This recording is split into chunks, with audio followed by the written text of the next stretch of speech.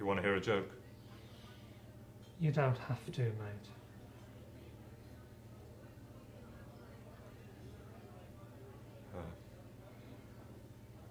Why did the boy put his mother under the stairs? Because he wanted a stepmother. Out of all the jokes you could have picked, you choose that one? Really?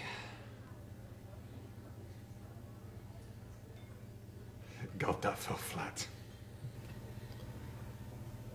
I don't know how you did it.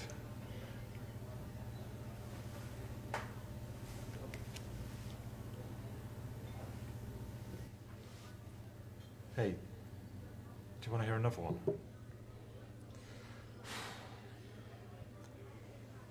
What do you call a man with a spade in his mouth? Doug? Ah, yes. But do you know what you call a man with no spade in his mouth? No, what? Douglas.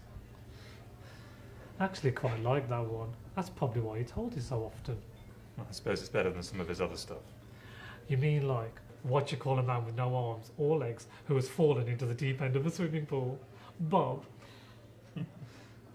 What you call a man with no arms or legs who has fallen in a pile of leaves? Russell. God, he could tell some bad jokes. Do you remember that really long one he always used to tell? I think I remember the one you're on about. A man goes to prison.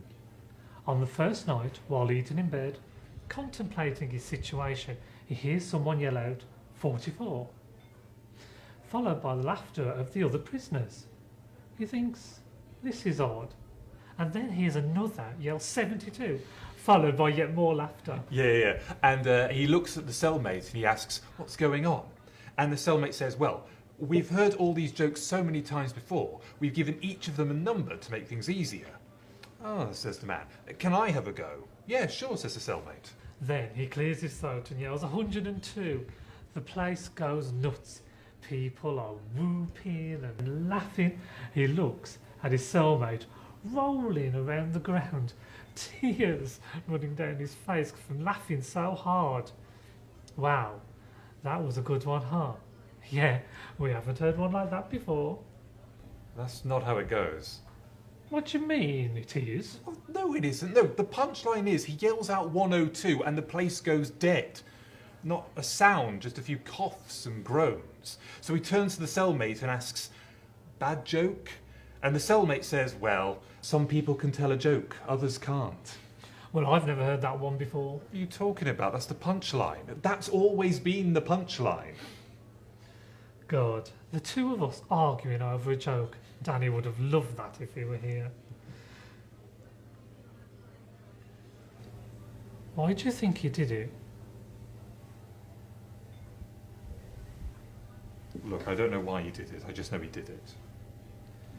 Did he seem different? Did you notice anything odd? Well, I mean, he was always Danny the comedian till the end. Oh God, I'm even starting to sound like him. Do you remember the time he was talking to that bird? You're going to have to be more specific. He spoke to a lot of birds. I mean the time he was being himself and she was all giggling until her big other half came in. Yes, I've never seen him move so fast. Well, except for when the barman called for last orders. We had a good time. Yeah. Danny knew how to make things interesting. Yeah, he always got himself into some sort of trouble and always tried to joke his way out of it. Yeah, it never worked for him, though. He always said the wrong thing at the wrong time.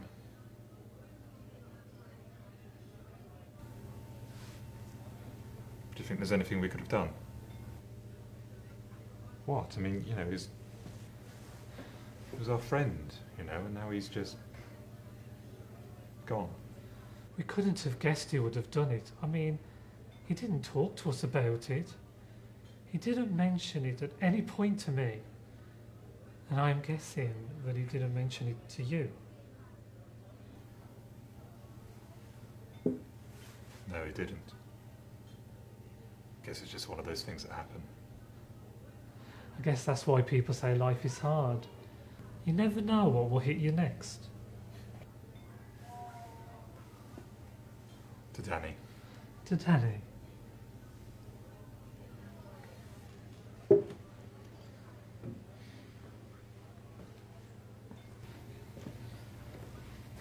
See you, Jack. Yeah. See you, pal.